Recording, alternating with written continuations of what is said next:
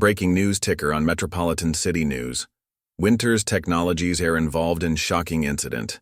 Details still emerging about Alexander Winters' near-fatal accident and the mysterious young hero who saved his life. Sources say a homeless teenager risked everything to rescue the tech mogul. Could this be the most incredible rags-to-riches story of our time? Stay tuned for exclusive coverage. Just days ago, this spot was the scene of an extraordinary act of courage that would change 2 lives forever. A 14-year-old boy living on the streets of Metropolitan City's New Heights district became an unlikely hero when he saved the life of Alexander Winters Sr., father of tech billionaire Alexander Winters Jr. But what happened next would stun the entire city. Before we jump back in, tell us where you're tuning in from, and if this story touches you, make sure you're subscribed because tomorrow, I've saved something extra special for you. Mom, when was the last time we had a real dinner? Marcus Johnson's question pierced the evening silence beneath the towering glass skyscrapers of the Metropolitan City's business district. The 14-year-old boy sat on a worn sleeping bag, his dark brown eyes fixed on his mother, Diana, who was organizing a collection of newspapers she planned to recycle the next day. The question wasn't new, but tonight, the exhaustion in his voice cut deeper than usual. Diana Johnson paused, her weathered hands hovering over the stack of papers. Her dark skin showed signs of premature aging, evidence of years spent struggling on the streets after losing their apartment during the economic crash.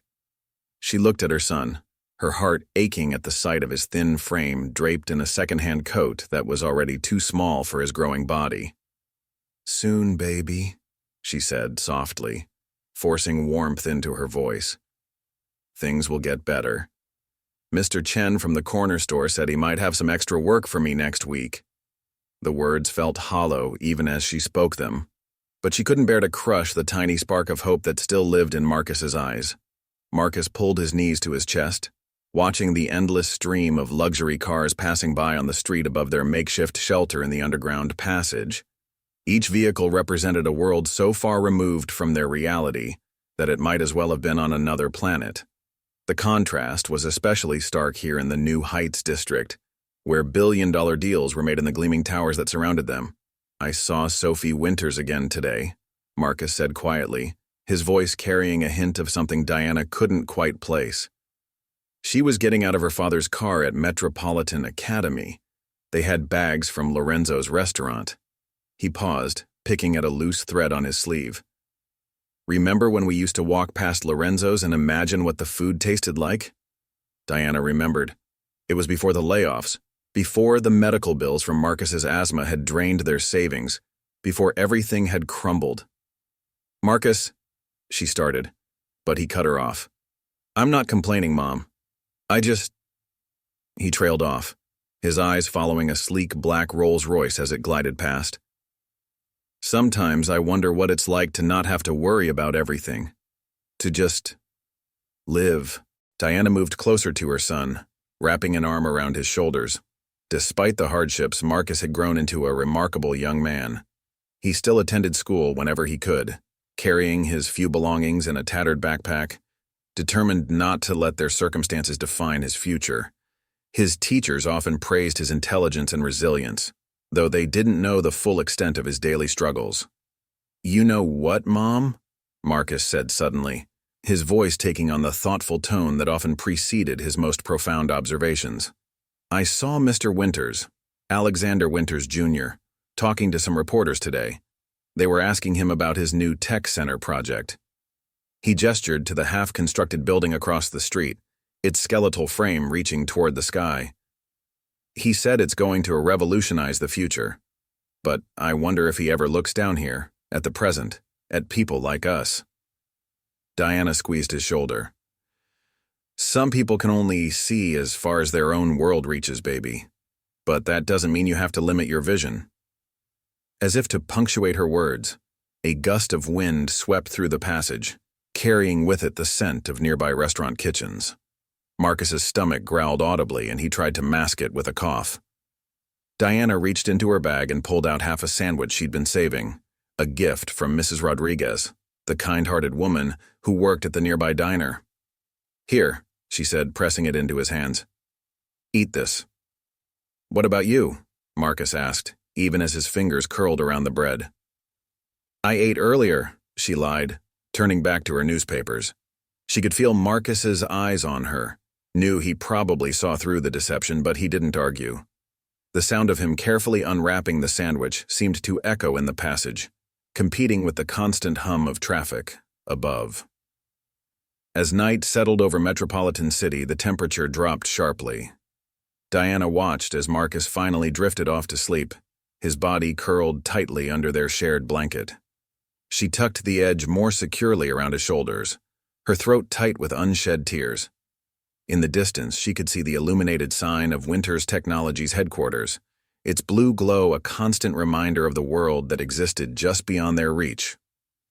Tomorrow would be another day of searching for work, of trying to piece together enough money for food, of hoping that somehow something would change.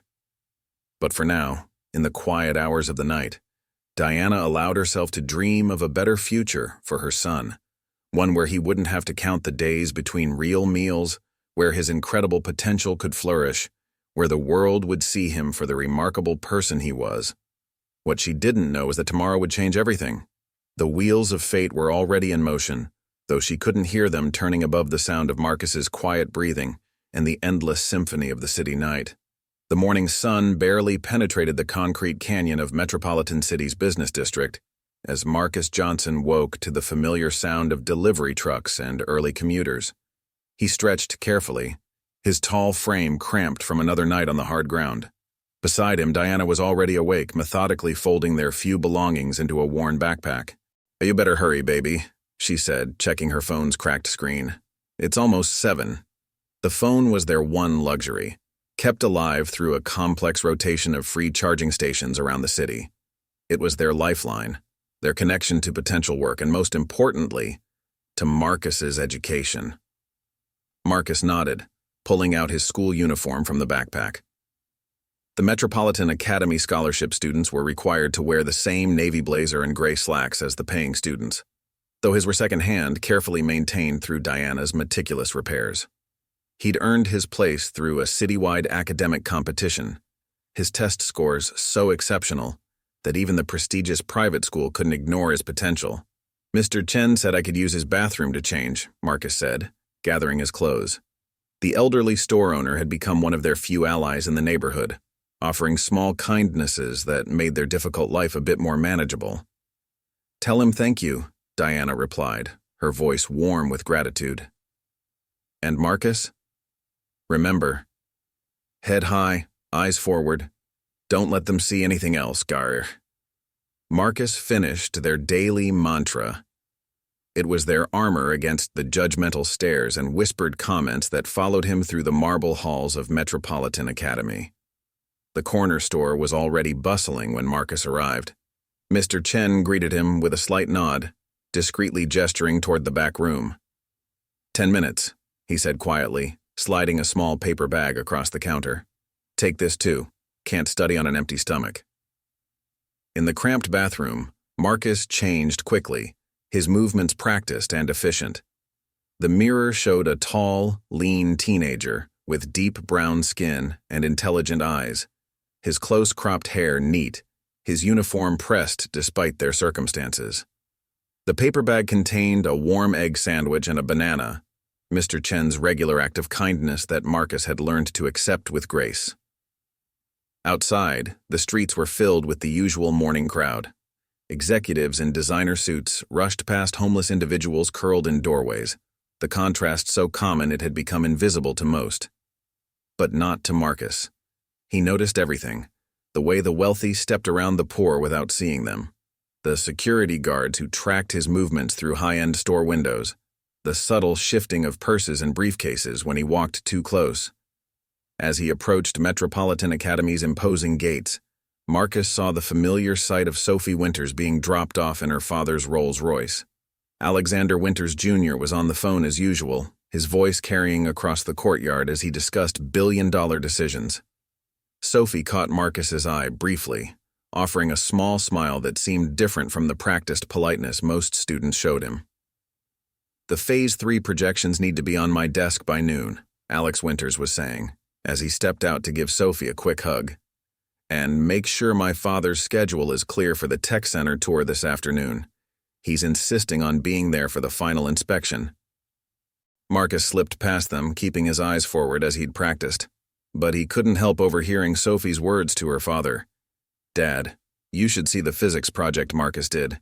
Even Dr. Phillips said it was revolutionary." Alex Winters paused his phone conversation for a moment and, "That's nice, honey. Now don't forget your mother's picking you up early for the charity board meeting." He was already turning away, missing the disappointed look on Sophie's face. Inside the school, Marcus navigated the hallways with practiced precision. He'd mapped out routes that minimized his interactions with the wealthier students, finding quiet corners to study and eat his lunch. But today, something felt different. There was an energy in the air, a sense of anticipation he couldn't quite place. "Did you hear?" A girl whispered loudly to her friend as Marcus passed. "Alexander Winters Sr. is coming to inspect the tech center. They say he's bringing the prototype for the new quantum processor." Marcus's ears perked up at this. He'd been following Winters Technology's quantum computing developments religiously, reading every article and technical paper he could find. The idea that the prototype would be so close, just across the street from where he slept, made his heart race with excitement and a touch of frustration. In physics class, Marcus found himself distracted, his eyes drawn to the construction site visible through the window. The tech center's sleek design promised a future of innovation and progress, but like everything else in the New Heights district, it felt like it belonged to a different world, a world that people like him could observe but never touch. "Mr. Johnson?" Dr. Phillips's voice cut through his thoughts. "Would you care to explain the quantum entanglement principles we've been discussing?"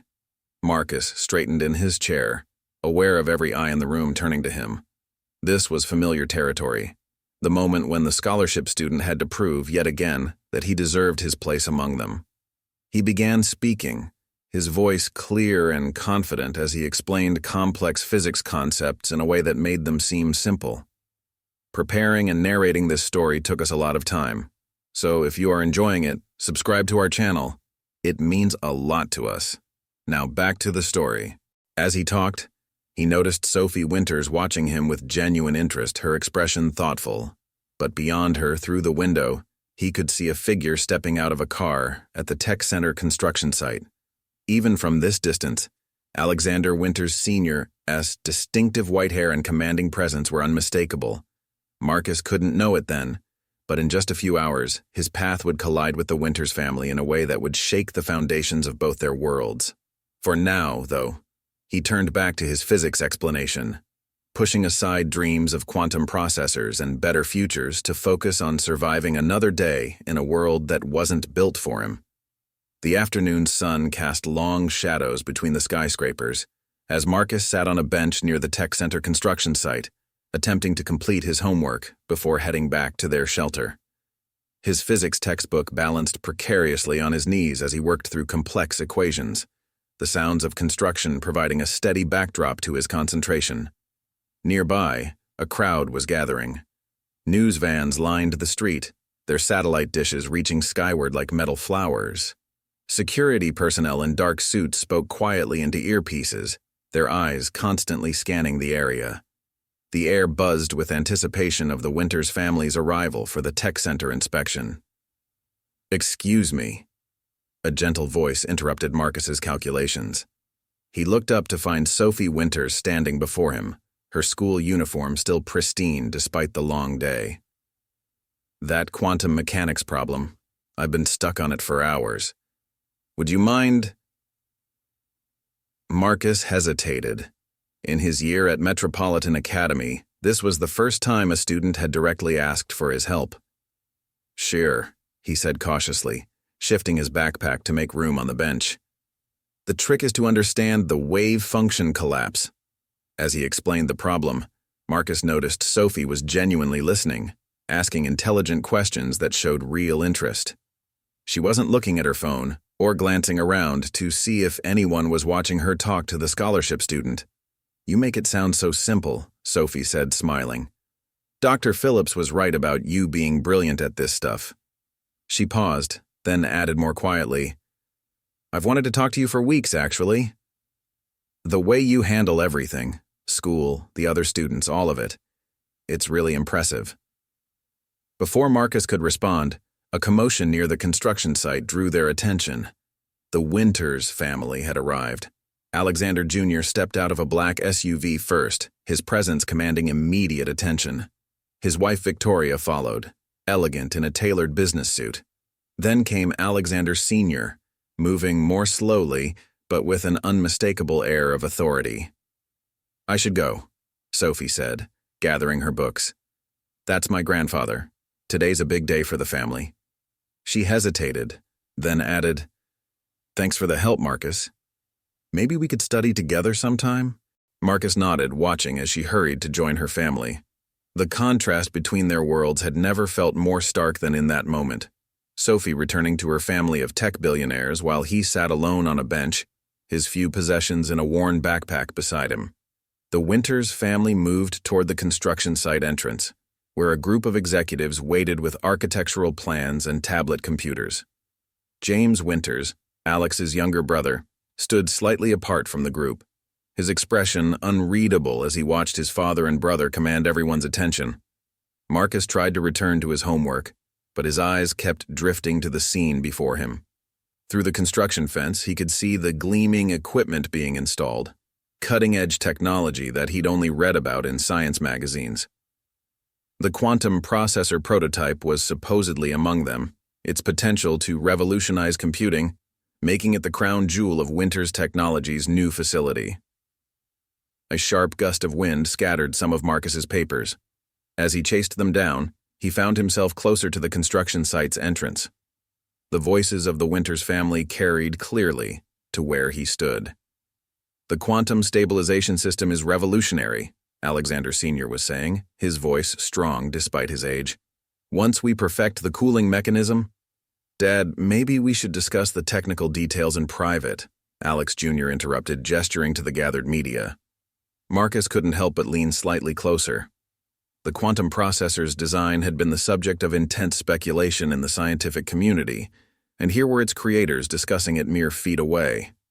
"Nonsense," Alexander Sr. replied. "The cooling system's basic principle is simple enough. It's all about maintaining quantum coherence through—" He trailed off, swaying slightly. Marcus saw it before anyone else. The subtle change in the elderly man's stance, the slight graying of his complexion. Having spent years watching over his mother when she worked herself to exhaustion, he recognized the signs of someone about to collapse. Alexander Sr. took a stumbling step backward, his hand reaching for support that wasn't there. The group of executives was still focused on their tablets and plans, not noticing their patriarch's distress. Even Alex Jr. had turned away, speaking to a reporter. Time seemed to slow down. Marcus saw the edge of the construction pit behind Alexander Sr., a deep excavation for the building's foundation. The elderly man was mere steps from the edge, his balance failing. Security was too far away. His family was distracted. Without thinking, Marcus dropped his backpack and moved. His long legs carried him past the security barrier in 3 quick strides. Alexander Sr.'s knees were buckling, his body tipping backward toward the pit. "Mr. Winters!" Marcus shouted, his hand shooting out to grasp the older man's arm. The momentum nearly pulled them both over, but Marcus planted his feet firmly, using his height and the strength built from years of carrying heavy loads to stabilize them both. The world erupted into chaos. Security rushed forward. Reporters shouted questions, cameras flashed. Alexander Sr. clutched Marcus's arm, his breathing ragged, but his eyes clear as they met Marcus's. "You," the elderly man said softly, his grip still tight on Marcus's sleeve. "You saw it coming, you knew." Before Marcus could respond, Alex Jr. was there, his face pale with delayed fear as he realized what had nearly happened. Sophie pushed through the crowd, her eyes wide. Even James Winters stepped forward, his usual detached expression replaced by something more complex. Marcus tried to step back, to disappear into the crowd as he'd learned to do over years on the streets. But Alexander Sr. wouldn't let go of his arm. Instead, the tech pioneer looked directly into Marcus's eyes and asked, "What's your name, son?" "Marcus," he replied quietly. "Marcus Johnson." "Marcus Johnson," Alexander Sr. repeated, his voice carrying clearly despite its softness. "I believe you and I need to have a conversation about quantum coherence and about how you just saved my life." The next hour passed in a blur of activity. Security personnel had cleared the area, creating a protective circle around the Winters family and Marcus. Medical staff hovered around Alexander Sr., who had been guided to a comfortable chair but refused to be taken to the hospital. "I'm fine," he insisted, waving away a concerned paramedic. "Just a slight drop in blood pressure, nothing that warrants interrupting this conversation." His eyes remained fixed on Marcus, who stood awkwardly at the edge of the group, acutely aware of his worn uniform and scuffed shoes among the sea of expensive suits. Diana had arrived moments earlier, rushing from her job search after seeing the crowd gathering. She stood close to Marcus, her presence both protective and uncertain as she took in the surreal scene before her. "Mrs. Johnson," Alexander Sr. said, gesturing for her to come closer. "Your son not only saved my life but also demonstrated a remarkable understanding of quantum mechanics. I overheard his explanation to my granddaughter earlier." He turned to Alex Jr. "Did you know we have a physics prodigy right here in our backyard?" Alex Jr. studied Marcus with new interest. "Sophie mentioned something about a physics project." He paused, his business instincts warring with genuine gratitude. "We owe your son a tremendous debt, Mrs. Johnson." Before Diana could respond, James Winters stepped forward, his expression carefully neutral. "While we're all grateful for the boy's quick thinking, perhaps we should handle this situation away from the media's eyes." He gestured to the reporters still lingering at the perimeter, their cameras trained on the group. "Handle this situation?" Alexander Sr.'s voice took on a sharp edge. "This young man saved my life, James. And from what I've gathered, he's been living on the streets while attending Metropolitan Academy on scholarship, all while maintaining an extraordinary understanding of advanced physics. This isn't a situation to be handled. It's an opportunity." Sophie, who had been quiet until now, suddenly spoke up. "Marcus helps other students understand concepts that even some teachers struggle with. He earned the highest score in the school's history on the physics placement exam." Victoria Winters, who had been observing silently, placed a hand on her husband's arm. "Alex, perhaps we should invite the Johnsons to dinner this evening. We can discuss everything more comfortably at the house." Diana straightened, her dignity evident in her bearing despite her worn clothes. "That's very kind, but we couldn't possibly—" "I insist," Alexander Sr. interrupted gently. "Consider it a personal request from an old man who owes your son his life."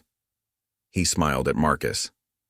"Besides, I believe you and I have an unfinished discussion about quantum coherence." James watched this exchange with narrowed eyes, his phone already in his hand as he typed rapid messages. David Turner, his media contact, would need to be briefed carefully about how to spin this story. As the group began to disperse, security escorting Alexander Sr. to his car, Sophie fell into step beside Marcus. "I knew you were different," she said quietly, "but I never imagined—" "Different isn't always good," Marcus replied, thinking of the years of being singled out, of standing apart. "In this case it is," Sophie assured him. She glanced at the construction site. "You know that quantum processor you saved from potentially being damaged? It's going to change the world.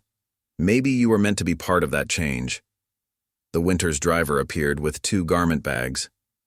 "Mr. Winters thought you and your mother might appreciate these for dinner," he said, handing them to Diana with quiet respect. Diana started to protest, but Alexander Sr. called from his car window, "Please, Mrs. Johnson, allow us this small gesture. We'll send a car for you at 7. As the Winters family departed in their convoy of luxury vehicles, Marcus and Diana stood alone on the sidewalk, holding the garment bags containing clothes that probably cost more than they'd seen in months. "Marcus," Diana said softly, "what just happened?" Marcus looked at the tech center, then at the garment bags, then at his mother. I think we just stepped into a different world, Mom. A passing breeze carried the scent of approaching rain, and Diana pulled her thin jacket closer. Baby, other worlds aren't always what they seem. We need to be careful. Marcus nodded, but his mind was already racing with possibilities. He had touched the quantum processor plans and had discussed theories with Alexander Winters Sr. himself. For the first time, the barrier between his world and theirs seemed permeable, if only slightly. What neither of them could see was James Winters in his office high above, watching them through the tinted windows. His face was set in hard lines as he spoke into his phone. Turner, we need to get ahead of this story. Start digging. I want everything you can find on the Johnsons, every detail, every scandal, every weakness. He paused, listening. No, my brother's letting emotions cloud his judgment. Someone needs to protect this family's interests, and it looks like that someone has to be me. The storm clouds gathering over Metropolitan City seemed to mirror the forces building around Marcus and Diana, forces that would either lift them up or tear them apart. As they walked back to their shelter to prepare for dinner, both felt the weight of change pressing down on them, like the pressure before a thunderstorm. The Winters mansion stood atop Metropolitan Hill like a modern castle, its glass and steel structure gleaming in the evening light. As the luxury car carrying Marcus and Diana wound its way up the private drive, both of them sat in stunned silence, taking in the manicured grounds and state-of-the-art security systems. Diana wore an elegant navy blue dress from the garment bag, while Marcus was dressed in a perfectly tailored charcoal gray suit. The clothes felt foreign on their skin, like costumes for a play they hadn't rehearsed. Remember what we talked about, Diana whispered as the car stopped at the entrance. We stay together, we stay humble, and we keep our guard up, Marcus finished, adjusting his tie nervously. I know, Mom. The front door opened before they could reach it, revealing a uniformed staff member who greeted them with a practiced smile. Mr. and Mrs. Johnson, welcome. The family is waiting in the main living room. They were led through a foyer larger than their entire shelter space, past artwork that probably cost more than they'd seen in their lives, and into a vast room with floor-to-ceiling windows overlooking the city. The entire Winters family was there, dressed casually but still emanating wealth and power. Marcus, Diana, Alexander Sr. called out, rising from his seat with considerably more vigor than he'd shown earlier. Please come join us. I'm feeling much better thanks to your son's quick thinking. Victoria Winters approached with 2 glasses of sparkling water on a silver tray. We're so glad you could join us, she said, her smile warm but her eyes evaluating everything about them. Sophie, wearing a simple but obviously expensive sweater and slacks, gave Marcus a small wave from her seat near a grand piano. Alex Jr. stood by a holographic display showing what appeared to be technical schematics, while James lurked near the back of the room, his attention seemingly focused on his phone. Marcus, Alexander Sr. said, gesturing to the display. I believe you might find this interesting. It's the cooling system I was discussing earlier, the one for the quantum processor. Marcus's eyes lit up as he approached the display, momentarily forgetting his nervousness. The superconducting circuits, he said, studying the complex designs. You're using a novel approach to maintain quantum coherence at higher temperatures. Alexander Sr. beamed. Precisely. Alex, are you hearing this? The boy understands concepts that most of our senior engineers struggled with. Alex Jr. moved closer, his business persona softening slightly. Sophie mentioned you had a particular interest in quantum computing. How did you develop such advanced knowledge while... He trailed off, but the unspoken words hung in the air, while being homeless. The public library has free internet, Marcus said simply. And Mr. Chen lets me charge my phone at his store so I can read research papers. When you don't have many distractions, you have a lot of time to study. Diana watched this exchange with a mixture of pride and apprehension. Her sun was shining, but she could feel undercurrents in the room, particularly from James Winters, whose occasional glances in their direction felt calculating. "Tell me, Mrs. Johnson," Victoria said, guiding Diana to a comfortable seat. "How has Marcus managed to attend Metropolitan Academy while dealing with your situation?" Diana sat straight, her dignity intact despite the subtle probe. "We make do. Marcus earned his place there.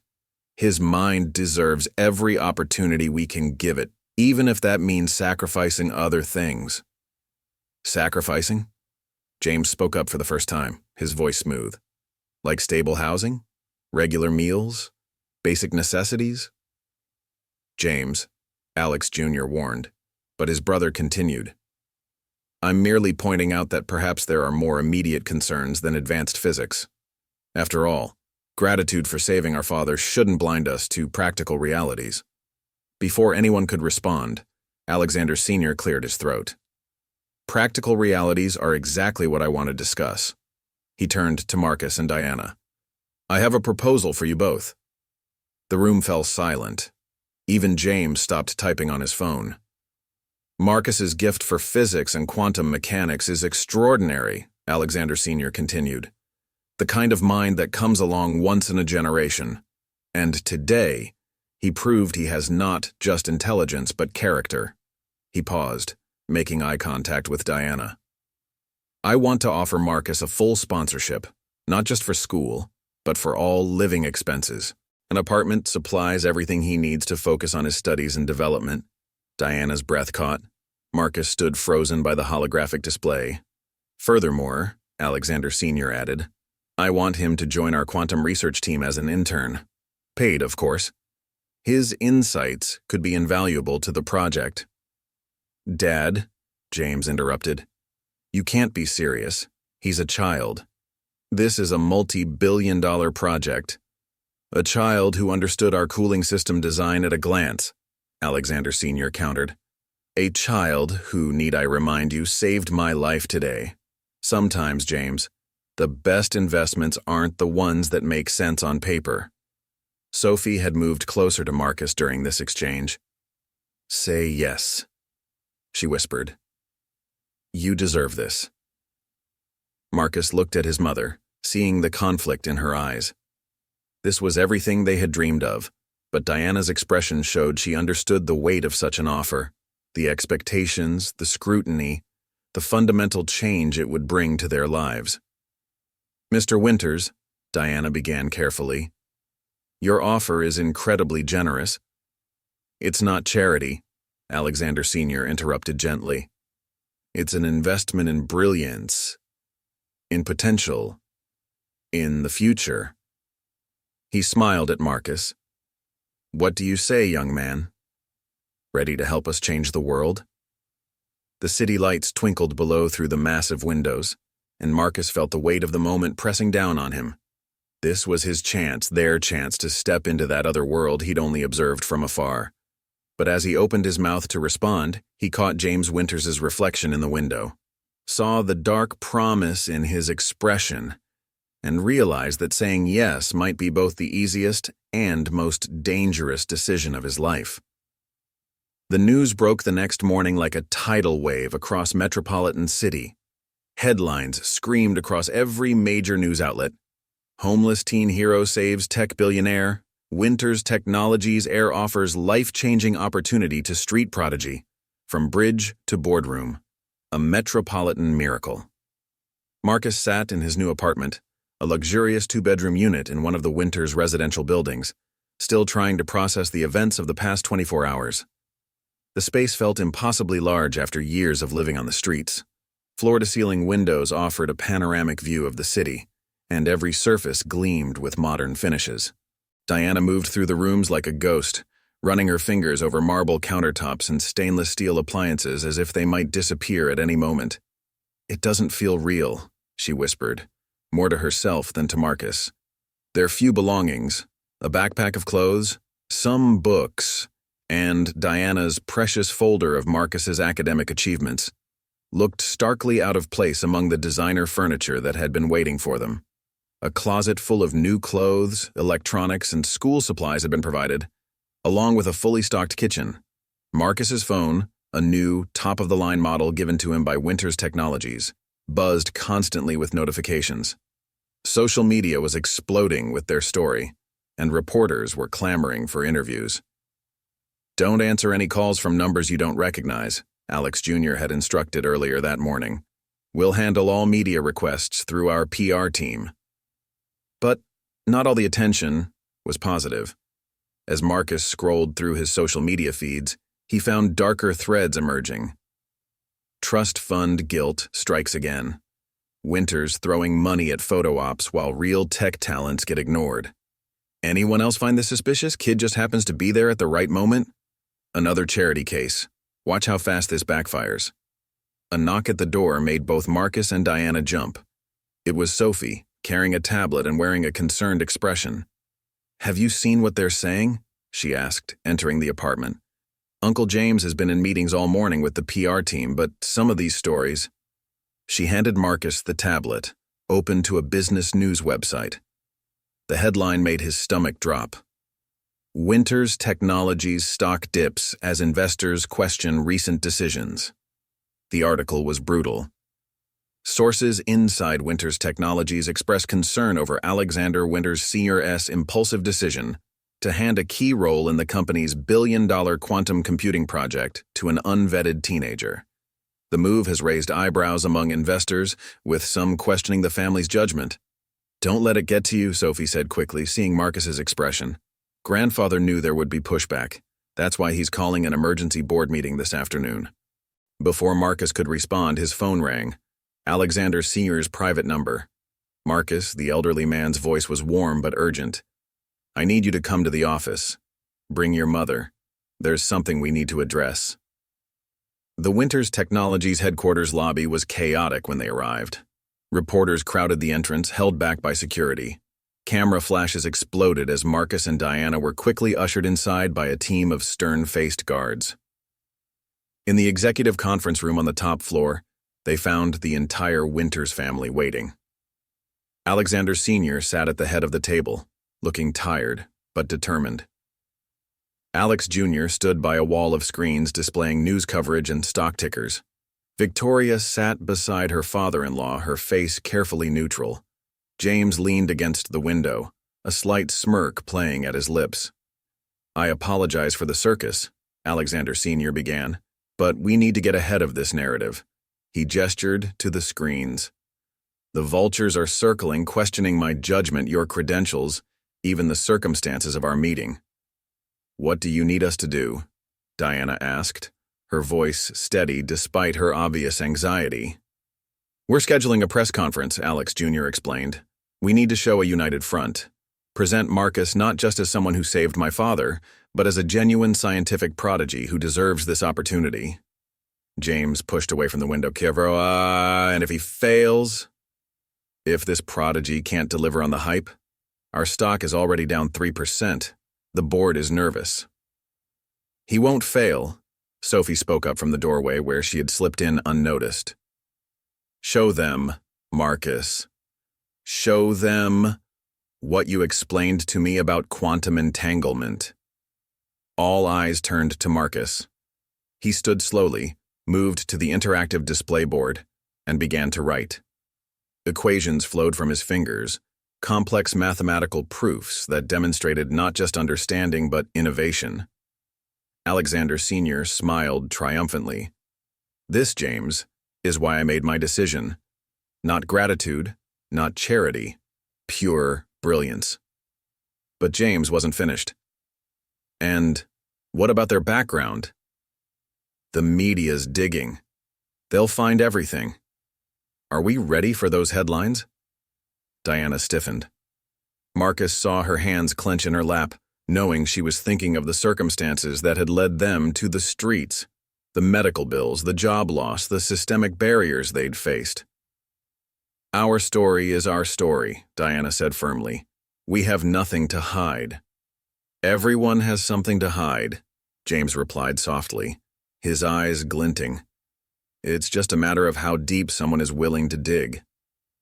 The tension in the room was broken by an alert on the screens. The stock had dropped another point. Alex Jr. cursed under his breath. "Enough," Alexander Sr. commanded. "The press conference is in 2 hours. Marcus, are you ready to show the world who you really are?" Marcus looked at the equations he'd written, at his mother's proud but worried face, at Sophie's encouraging smile, and at James's calculating stare. He realized that this moment wasn't just about proving his intelligence. It was about surviving in a world that was already looking for reasons to tear him down. "I'm ready," he said, squaring his shoulders. But in the reflection of the window, he could see James typing rapidly on his phone, and he wondered what other storms were gathering on the horizon. The Winters Technologies press room was packed to capacity. Camera crews jostled for position, reporters checked their microphones, and photographers adjusted their lenses. The air buzzed with anticipation as the entire Winters family took their places at the long table on the stage. Marcus sat between Alexander Sr. and his mother, feeling the weight of hundreds of eyes on him. Diana's hand found him under the table, squeezing gently. He wore a new suit, perfectly tailored, but he'd never felt more exposed. Alexander Sr. leaned forward to the microphone. "Good afternoon. We're here today to address the questions surrounding recent events at Winters Technologies. But more importantly, we're here to introduce you to someone extraordinary." Camera shutters clicked rapidly as Alexander Sr. continued. "2 days ago, Marcus Johnson saved my life. But that act of heroism, while remarkable, is not why we're here. We're here because in Marcus, we've discovered one of the brightest young minds in quantum physics." He gestured to the screens behind them, which displayed Marcus's equations from earlier. These are not textbook solutions. These are original theoretical frameworks for quantum coherence maintenance, created by a 14-year-old boy who taught himself advanced physics while homeless. The room erupted with questions. Alex Jr. pointed to a reporter in the front row. "Marcus," the reporter called out, "how do you respond to suggestions that this is all a publicity stunt by Winters Technologies?" Before Marcus could answer, another reporter shouted, "Is it true you've been living under a bridge? How can someone with no formal training understand quantum physics?" "The public library has better resources than most universities," Marcus replied, his voice steady despite his racing heart. "When you're hungry for knowledge, you find a way." His response drew appreciative murmurs, but James Winters leaned forward with a practiced smile. "What my father and brother are trying to emphasize is that Winters Technologies recognizes talent regardless of background. Marcus's unique circumstances make his achievements even more remarkable." The way James emphasized unique circumstances made Marcus's skin crawl. But he remembered Alexander Sr.'s coaching. "Stay calm, stay focused, show them your mind." A reporter from the Metropolitan Business Journal stood up. "Alexander Jr., your company's stock has dropped significantly since this announcement. How do you justify putting a teenager with no credentials in a position to influence a multi-billion-dollar project?" Alex Jr. started to respond, but Marcus cut in. "May I answer that?" After a surprised nod from Alex, Marcus continued. "The quantum processor's current cooling system has a fundamental flaw in its coherence maintenance algorithm. The equations behind me show a solution that could increase efficiency by 47% while reducing power consumption by a third." The room fell silent. Even James looked taken aback. Alexander Sr. beamed. "Which is exactly why Marcus will be joining our quantum research team. His mind sees patterns that our best engineers missed." Another reporter stood. "Mrs. Johnson, there are questions about your past. Reports suggest you lost your job under suspicious circumstances. Would you care to comment?" Diana straightened in her chair. "I lost my job when Marcus needed emergency medical care for his asthma. I couldn't afford both the treatments and our rent. Every decision I've made has been to keep my son alive and learning. And now that decision has paid off quite lucratively," the reporter pressed. "Some might say conveniently." Sophie, who had been sitting quietly at the end of the table, suddenly spoke up. "I've been in classes with Marcus for a year. His brilliance isn't new or convenient. We just didn't bother to notice it before. Victoria Winters smoothly intervened. I think we're getting off track. We're here to discuss Marcus's role in advancing our quantum computing project. But the questions kept coming, growing more pointed. How did a homeless teenager afford Metropolitan Academy? Were you really living under a bridge, or is that part of the story exaggerated? Did you plan the rescue of Alexander Winters Sr.? Marcus felt the situation slipping away. The narrative was twisting, turning their story of perseverance into something suspicious and calculated. He looked at the screens behind him, at his equations that held the key to revolutionary computing advances, and made a decision. Standing up, he walked to the interactive display. "Let me show you something," he said, his voice cutting through the chaos. He began to write, explaining as he went, breaking down complex quantum mechanics into terms anyone could understand. For 10 minutes he commanded the room, demonstrating not just knowledge but a gift for making the incomprehensible clear. Even the most skeptical reporters were scribbling notes furiously. When he finished, Alexander Sr. stood and applauded, followed quickly by the rest of the room. But as Marcus returned to his seat, he caught sight of James slipping out a side door, phone pressed to his ear. Through the glass partition, Marcus could read James's lips. "Turner, it's time. Release what you found."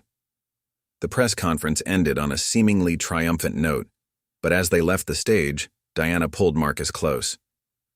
"Baby," she whispered, "I think we need to prepare ourselves. There are things in our past." "Mom," Marcus started, but she shook her head. "Things I haven't told you, things I thought I'd buried. But people like James Winters, they have ways of digging up bones we thought we're gone forever." Before Marcus could ask what she meant, Sophie appeared, her face worried.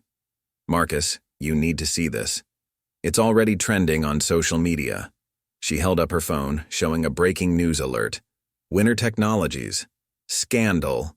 The dark truth behind the homeless hero story.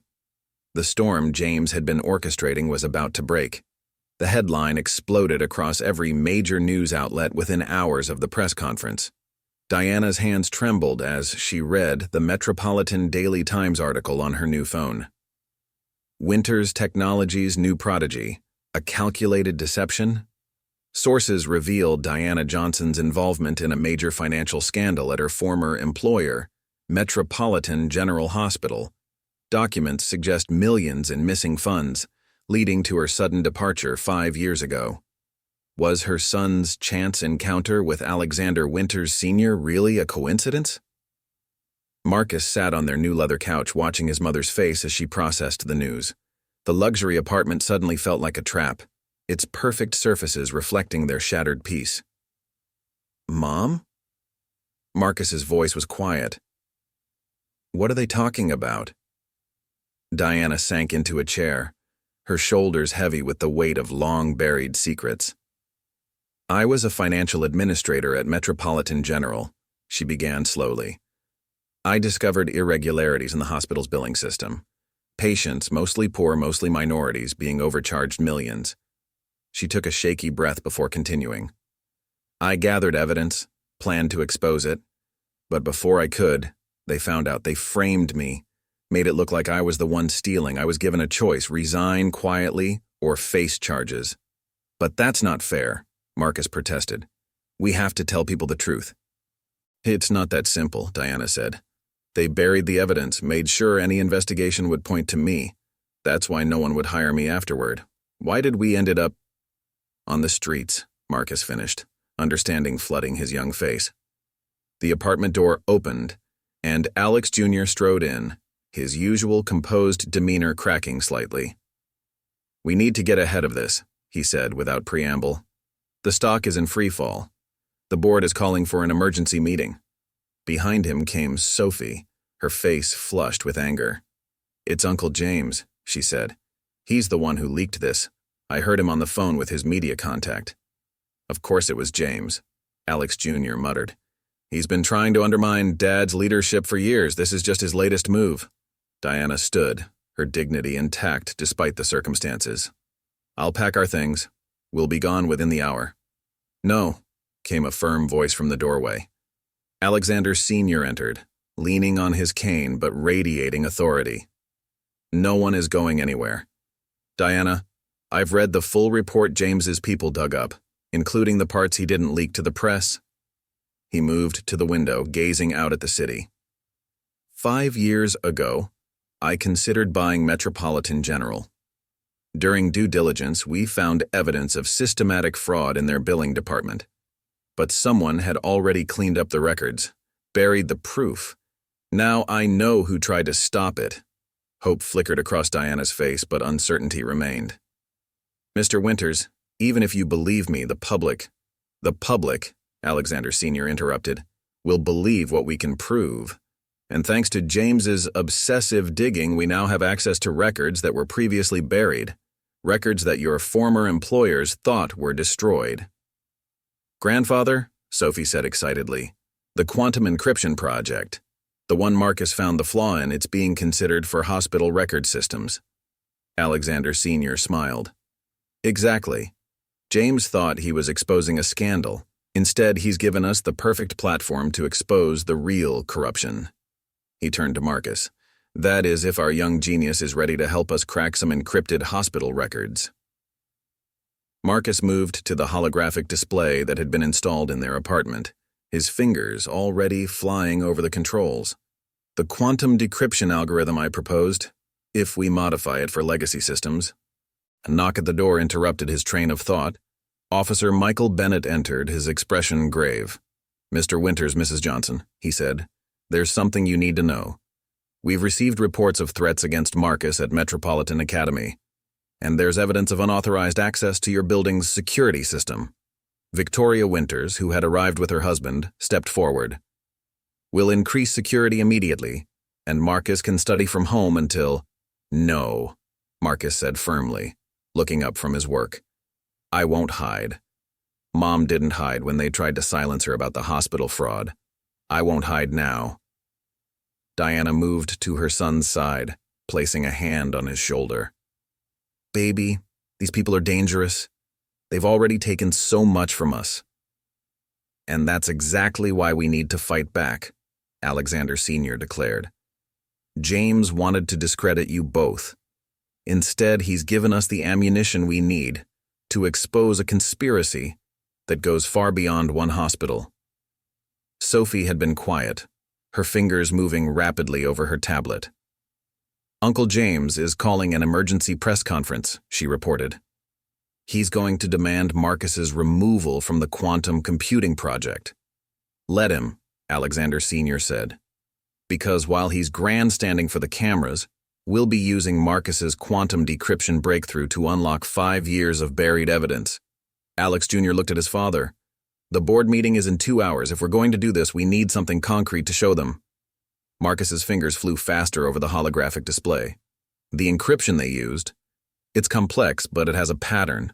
Like the cooling system flaw, there's a vulnerability if you know where to look. Diana watched her son work, tears in her eyes. All these years, she whispered, I thought I failed you. Though I lost everything, trying to do the right thing. You taught me never to back down from the truth, Marcus replied, not looking up from his calculations. Now it's my turn to prove what you taught me. Alexander Sr. moved to stand beside Marcus, studying the complex equations taking shape in the air. James thought he could use your past to destroy your future, he said to Diana. He forgot that sometimes the darkest secrets shine the brightest light on the truth. As the sun set over Metropolitan City, casting long shadows through the apartment windows, Marcus continued to work, his mind racing through quantum algorithms while multiple battles loomed. The board meeting, James's press conference, the threats at school, and the larger war for justice that had started 5 years ago in a hospital billing office. The truth was about to emerge, but would it set them free or make them an even bigger target? The Winters Technologies boardroom crackled with tension. 20 board members sat around the massive table, their faces illuminated by the screens displaying the company's plummeting stock price. James Winters stood at one end, his presentation on the Johnson scandal displayed behind him. At the opposite end, Alexander Sr. sat calmly, Marcus and Alex Jr. flanking him. The evidence is clear, James was saying, his voice smooth as silk. Diana Johnson was involved in financial fraud. Her son's miraculous appearance at the tech center was no coincidence. This was a calculated plan to infiltrate our company and access our quantum computing technology. Murmurs rippled through the board members. James clicked to the next slide, showing Diana's old employee records from Metropolitan General. Furthermore, he continued, the boy's supposed genius is untested. We're risking billions on— If I may interrupt, Marcus said, standing slowly. All eyes turned to him. This is a board meeting, James snapped. You have no standing here. Actually, Alexander Sr. interjected, as head of our quantum research initiative, he does. Proceed, Marcus. Marcus moved to the interactive display, his movements confident despite the hostile stares. In the past 2 hours, I've used a modified version of our quantum decryption algorithm to access Metropolitan General's archived records. His fingers flew across the display, bringing up streams of data. Impossible, one board member scoffed. Those records are encrypted with military-grade protection. Were encrypted, Marcus corrected. The same flaw I found in our quantum processor's cooling system exists in their encryption, a pattern that repeats, creating a vulnerability. He highlighted a section of code. Look familiar, Mr. Thompson. The board member who had spoken paled slightly. Marcus continued. This code signature appears in both systems because they were created by the same person, someone who works for both Winters Technologies and Metropolitan General. The room erupted in chaos. James's face contorted with rage. This is absurd. You can't possibly— The evidence is quite clear, brother, Alex Jr. cut in, standing. The same person who designed our quantum encryption protocols was helping Metropolitan General hide their fraudulent billing practices. And that person reports directly to you. Security guards appeared at the doors as Alexander Sr. rose. The FBI has already been notified. They're particularly interested in the connection between our encryption team and a hospital billing fraud that targeted minority patients.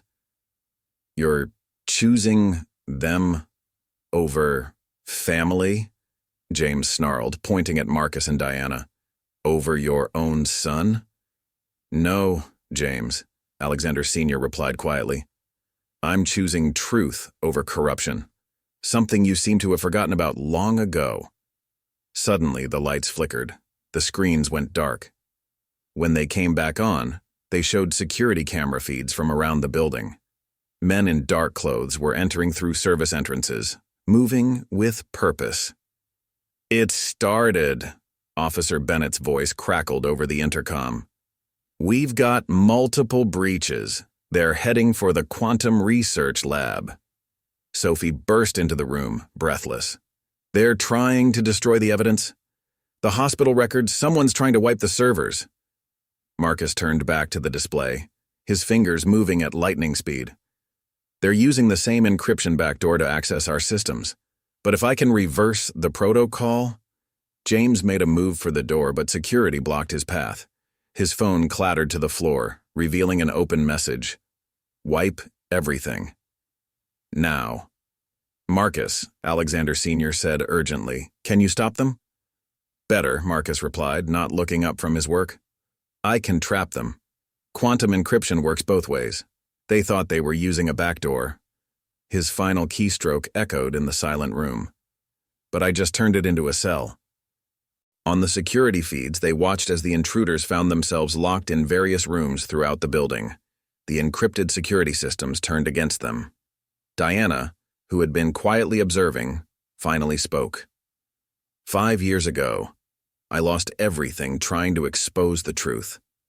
Today, my son just helped finish what I started. The board members sat in stunned silence as FBI agents poured into the building. James was led away in handcuffs, his face ashen. The stock ticker on the wall began to stabilize as news of the averted cyber attack and exposed conspiracy spread. I moved to officially appoint Marcus Johnson as head of quantum security development, one board member said suddenly. All in favor? Every hand except James's co-conspirators went up. Alexander Sr. smiled proudly. There will be more attacks, Officer Bennett warned as things calmed down. People like this don't give up easily. Let them come, Marcus said, still studying the encryption patterns on the screen. Every system has a flaw. Every corruption has a weakness. Sometimes you just need someone who sees things differently to expose it. Sophie hugged him impulsively. You did it. You actually did it. But Marcus's expression remained serious. We did the right thing, he said, looking at his mother. Just like you taught me. But what, baby? Diana asked. The quantum processor project. I found something else in the code. Something bigger than hospital fraud. This goes deeper, doesn't it, Mr. Winters? Alexander Senior's expression grew grave. Yes, Marcus. What you've uncovered is just the beginning. The question is, are you ready to see how deep the rabbit hole goes? As if in answer, the screens flickered again, showing new patterns of encrypted data streaming past. Another attack, or something else entirely? Marcus squared his shoulders, ready to face whatever came next. He'd stepped into this world of power, corruption, and quantum computing, and there was no going back now. The battle they'd just won was only the first skirmish in a much larger war. The next morning, Metropolitan City woke to a media frenzy. Headlines blazed across every network. Winters Technologies corruption exposed. Teenage genius uncovers massive fraud scheme.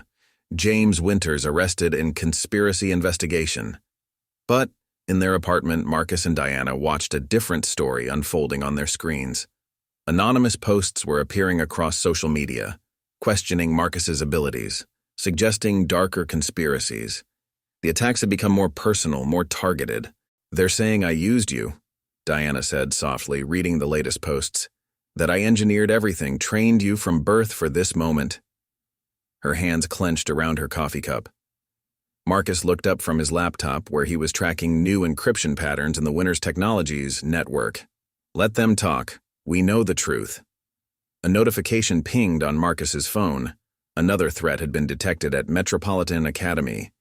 Since the board meeting, security had intercepted 3 separate attempts to access his school records, all trying to prove his test scores were fraudulent. Maybe you should take Victoria's offer, Diana suggested. Study from home until things calm down. Before Marcus could respond, Sophie burst into the apartment, her face flushed with excitement. You need to see this. Grandfather's making an announcement. They turned to the television where Alexander Sr. stood at a podium outside Winters Technologies headquarters, his presence commanding despite his age. Today, I am announcing a $10 billion initiative to revolutionize our quantum computing project, he declared. And at the helm of this initiative will be our newest team member, Marcus Johnson. The crowd of reporters erupted. Alexander Sr. raised a hand for silence. Some have questioned this decision. They've attacked a 14-year-old boy and his mother, spread lies, and attempted to destroy evidence of their own crimes. But they forgot something crucial. He paused, his eyes finding the camera. They forgot that genius doesn't care about your background, innovation doesn't check your bank account, and truth has a way of rising to the surface. Marcus's phone buzzed with a message from Alex Jr. Check your email. Now. Opening his laptop, Marcus found a new message containing encrypted files from James's private server. As he began decoding them, his eyes widened. Mom, he called out, look at this. The hospital fraud. It was just a test run. They were developing a system to manipulate financial records across multiple institutions. Banks, insurance companies, government agencies. Diana leaned over his shoulder, reading. They targeted vulnerable communities, people they thought wouldn't fight back or wouldn't be believed if they did. Like us, Marcus said quietly. Another message flashed across his screen. This one from an anonymous sender. Back off now, or everything you've gained disappears. Some secrets should stay buried. Sophie, who had been watching over his other shoulder, grabbed her phone. I'm calling security. No, Marcus said, studying the message's code structure. This isn't just a threat. It's a signature. The same person who designed the original encryption system sent this. They're scared. A knock at the door made them all jump. Officer Bennett entered, his expression grim. "We've got a situation. Someone's trying to access the quantum processor prototype. They're using Marcus's security credentials." Marcus's fingers flew across the keyboard. "They're not just trying to access it, they're trying to overload it. If the cooling system fails with the quantum core active..." "The entire research facility could be destroyed," Sophie finished, her face pale. "Along with any evidence still in the system," Diana added. Marcus stood abruptly. "I need to get to the lab. Now." "It's too dangerous," Diana protested, but Marcus was already moving. "Mom, remember what you told me about standing up for what's right no matter the cost? This is bigger than us now. This is about everyone they've ever hurt, everyone they're still trying to hurt." Officer Bennett nodded grimly. "I'll take him. We've got teams en route to the facility." Sophie grabbed her coat. "I'm coming too. I know the backup systems better than anyone except Marcus." As they headed for the door, Diana called out, "Marcus!" He turned back, and she drew him into a fierce hug. "Be careful, baby. We didn't come this far to lose everything now." In the elevator, Marcus's mind raced through quantum equations and encryption patterns. Whoever was behind this attack knew the systems intimately. They had helped design them. Which meant, "Sophie," he said suddenly, "who hired your uncle's encryption team?" Sophie's eyes widened as understanding dawned. "The Quantum Security Division was created right after your grandfather's first heart attack," Marcus finished, "when everyone thought James might take over the company." Officer Bennett's radio crackled with updates as they rushed through the lobby. The quantum processor's temperature was rising. Emergency protocols were failing. And somewhere in the building, a ghost from the past was trying to erase their tracks forever. Marcus clutched his laptop, where the decoded files held secrets that could expose not just one corrupt hospital or one compromised executive, but an entire network of financial manipulation. The same network that had helped drive families like his into poverty, that had tried to silence people like his mother. As they sped toward the research facility, rain began to fall over Metropolitan City. Through the car windows, Marcus could see the gleaming towers of the financial district, where so many of the conspirators' victims had lost everything. Today, those towers felt less like monuments to success and more like tombstones for buried truths. But truth, as Alexander Sr. had said, has a way of rising to the surface, and Marcus Johnson, the boy from under the bridge, was about to make sure it rose like a flood. The Winters Technologies research facility loomed ahead, its modern architecture now seeming ominous in the gathering storm. Emergency lights pulsed through the rain-streaked windows, casting red shadows across the plaza. Security teams were evacuating staff as alarms blared through the building. "Temperature in the quantum core is reaching critical levels," Sophie reported, reading from her tablet as they rushed through security. "The cooling system's fail-safes are being overridden one by one." Marcus's mind raced as they sprinted toward the main lab. "They're using my credentials, which means they've been watching me, studying how I work with the system." He turned to Officer Bennett.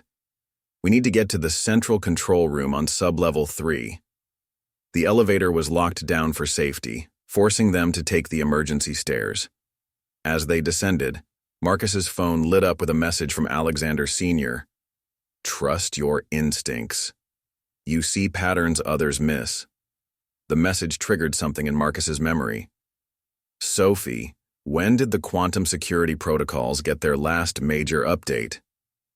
3 months ago, she replied, then stopped short on the stairs. "Right after grandfather's first heart attack, when everyone thought Uncle James would take over," Marcus finished. "And the person who led that update was Dr. Sarah Chen," Sophie whispered. "Uncle James's head of encryption. The one person who never got investigated after his arrest because she was supposedly on vacation in Europe." Officer Bennett spoke into his radio. "I need a location for Dr. Sarah Chen. Check all access points and security feeds." They reached sub-level 3, pushing through heavy security doors into a corridor bathed in pulsing red emergency lights. The central control room lay ahead, its reinforced glass walls offering a view of multiple workstations and the quantum core monitoring systems. Through the glass, they saw a lone figure working at the main console. "Dr. Chen," Marcus called out as they entered. "Or should I say, the original architect of the hospital fraud encryption?" The woman turned, her fingers still moving across the keyboard. Her face, usually composed in staff photos Marcus had seen, now held a mixture of desperation and determination. "Brilliant deduction," she said, not stopping her work. "James said you were clever. He also said you'd be easy to manipulate, to discredit. He was wrong about that part." "The hospital scheme wasn't enough?" Marcus asked, slowly moving toward a secondary console while keeping her attention. "You had to target every vulnerable person you could find?" "You don't understand," Dr. Chen sneered. "This was never about money. It was about power, control, the ability to rewrite financial reality itself." She gestured to the screens, showing the quantum core's rising temperature. "With this technology, we could have controlled every financial system in the world." Sophie had been quietly moving to flank her. "All those families you destroyed, like Marcus's." "Collateral damage," Dr. Chen said dismissively. "Necessary sacrifices for a greater vision." James understood that. He knew his father and brother were too weak, too sentimental to do what needed to be done. Marcus's fingers found the keyboard behind him, typing without looking. "Like trying to kill Alexander Winters Sr.? That wasn't just a heart attack that day at the tech center, was it?" Dr. Chen's expression flickered. "Clever boy. The first attempt was too subtle. A modified medication. The second would have looked like a tragic accident during the inspection. But you—" Her face hardened. "You got in the way. Like my mom got in your way at the hospital," Marcus said, keeping her talking while his code worked its way through the system. "That's why you had to discredit her so thoroughly. She saw the pattern, too." Alarms blared louder as the quantum core's temperature continued to rise. Dr. Chen smiled coldly. "In 4 minutes, this facility's quantum processor will overload. The explosion will destroy all evidence of our work, and the world will blame the tragic accident on the homeless boy who wasn't ready for such responsibility." "3 problems with that plan," Marcus said, his voice steady despite the sweat beading on his forehead. "First, I've already backed up all the evidence to secure servers. Second, this entire conversation is being broadcast to the FBI thanks to Officer Bennett's body cam." Dr. Chen's smile faltered. "And the third?"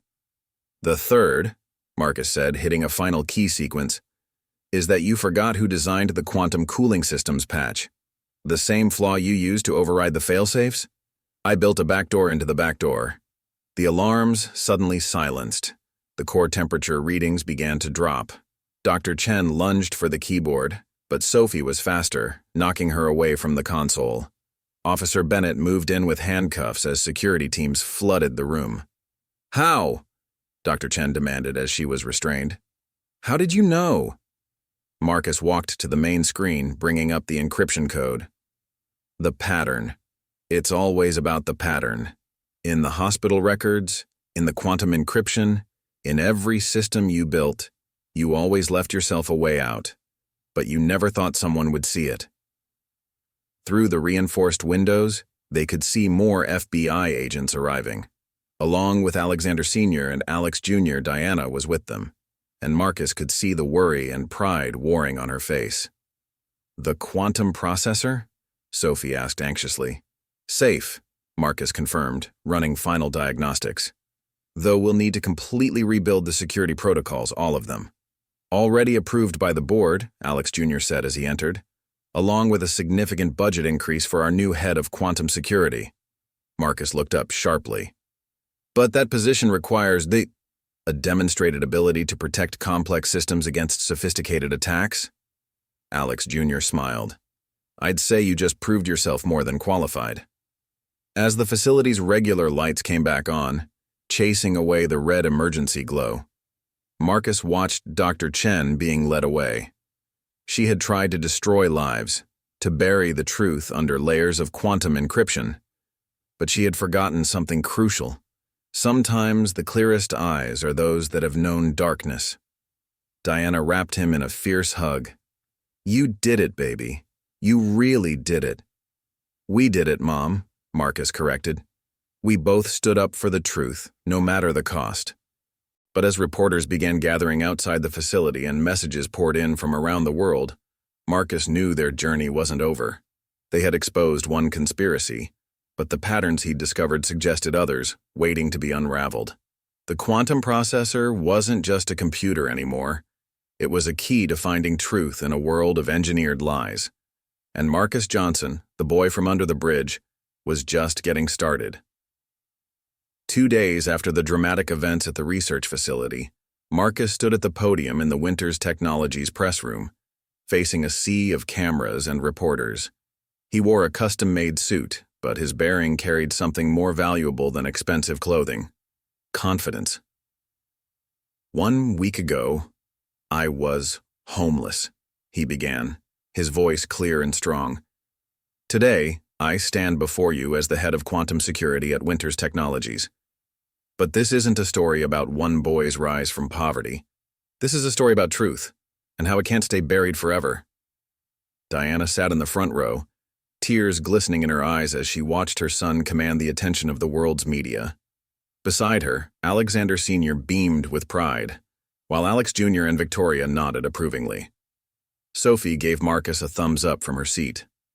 "The quantum processor we've developed isn't just a computer," Marcus continued. "It's a tool for uncovering truth. And today I'm announcing its first major application." He gestured to the screens behind him, which displayed a new initiative's logo: Project Transparency. "With the full backing of the Winters family and our $10 billion investment, we're creating a system to detect and prevent financial fraud across all institutions. No more hidden algorithms targeting vulnerable communities. No more buried evidence of corruption." The room erupted with questions, but Marcus held up his hand. "There's more. We're establishing the Johnson Winters Foundation for Technical Education, providing full scholarships to gifted students from disadvantaged backgrounds. Because talent doesn't care about your zip code or your bank balance," Diana dabbed at her eyes as Alexander Sr. squeezed her hand supportively. "Your son is changing the world," he whispered. In the back of the room, Officer Bennett watched with satisfaction as several FBI agents escorted James Winters' remaining conspirators out of the building. Dr. Chen's confession had opened a floodgate of evidence, leading to dozens of arrests across the financial sector. After the press conference, Marcus found himself in Alexander Sr.'s private office, looking out over the city he'd once viewed from beneath a bridge. The old man stood beside him, both of them reflecting on the whirlwind of the past week. "You know," Alexander Sr. said thoughtfully, "when you saved my life that day, I thought I was the one giving you a chance. But the truth is, you gave all of us something far more valuable." "What's that?" Marcus asked. "Hope. Hope that one person with courage can still make a difference. Hope that truth still matters." The door opened as Sophie entered, carrying her tablet. "Marcus, you need to see this." She pulled up social media feeds showing their story spreading globally, inspiring others to come forward with their own experiences of financial fraud and corruption. "It's not just about the money anymore," Sophie said excitedly. "People are calling it the Bridge to Tomorrow movement. You're becoming a symbol." Marcus shook his head modestly, but Alexander Sr. interjected. "Sometimes we need symbols, Marcus. They remind us of what's possible." A knock at the door announced Diana's arrival. She'd traded her worn clothes for a professional suit, ready for her new role as director of the Johnson Winters Foundation. "Ready to go home, baby?" she asked. Home. Their new apartment wasn't just a temporary shelter anymore. It was a base from which they could help others climb out of the shadows they'd once inhabited. "Almost," Marcus replied, turning back to the quantum processor designs on his desk. "I just need to finish this new security protocol. I think I found a way to make it even more effective at pattern recognition." "The board meeting isn't until tomorrow," Sophie reminded him. "You should rest." Marcus smiled, thinking of all the nights he'd spent studying under streetlights, dreaming of exactly this kind of opportunity. I'm not tired. This doesn't work for me. It's what I was meant to do. As if to emphasize his point, his computer pinged with new data from the quantum processor. Another potential fraud pattern had been detected, this time in an international banking network. "See?" he said, already diving into the code. "There's still so much work to do." Diana watched her son work, remembering the little boy who used to ask why they couldn't afford pizza, who never lost his hunger for knowledge even when real hunger gnawed at his stomach. Now he was using that same determination to ensure other families wouldn't face what they had endured. Alexander Sr. stood leaning on his cane. "You know, Marcus, when I first offered you that opportunity last week, I thought I was taking a risk. But now I realize the only risk would have been not recognizing what you could become." Outside, the sun was setting over Metropolitan City, painting the sky in shades of promise. From their vantage point high in the Winters building, they could see the bridge where they used to sleep. It looked different now, not as a reminder of hardship, but as a symbol of how far they'd come. "Mr. Winters," Marcus said suddenly, "remember when you asked me if I was ready to see how deep the rabbit hole goes?" "I do. I think I'm starting to understand. This isn't just about fixing one company or exposing one conspiracy. It's about changing the whole system." "And are you ready for that challenge?" Marcus looked at his mother, who nodded encouragingly, then at Sophie, who grinned with excitement, and finally back at the quantum processor humming with potential. "I was born ready," he said. "After all, when you start with nothing, you've got nothing to lose and everything to gain." As they left the office together, the former homeless boy turned tech prodigy, his resilient mother, the billionaire who saw beyond appearances, and the next generation of the Winters family. They carried with them not just hope for their own future, but for everyone else still waiting for their chance to rise. The bridge that had once been their shelter now stood as a reminder. Sometimes the greatest journeys start from the lowest places, and sometimes saving someone else's life can lead to saving your own dreams. For Marcus Johnson, it was just the beginning. Up next, you've got 2 more standout stories right on your screen. If this one hits the mark, you won't want to pass these up. Just click and check them out. And don't forget to subscribe and turn on the notification bell so you don't miss any upload from us.